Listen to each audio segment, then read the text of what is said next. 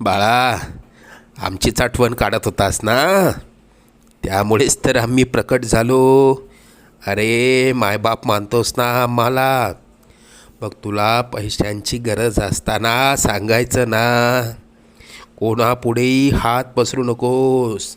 लोक 2-4 हजारांची मदत करतीलही, पण तुझ्या मागे सर्वांना तुझी मजबुरी हसत सांगतील. आता तुला कोणापुढे हात पसरण्याची वेळच येणार नाही. तू आजपर्यंत भरपूर दुःख सहन केलंस. लवकरच तुझ्या रडक्या भाग्यात सुखाचे दिवस येतील. तुझ्या मनात असलेली इच्छा पूर्ण होऊन अक्कलकोटला पेढे घेऊन येणं होईल. येशील ना आम्हाला भेटायला अक्कलकोटला?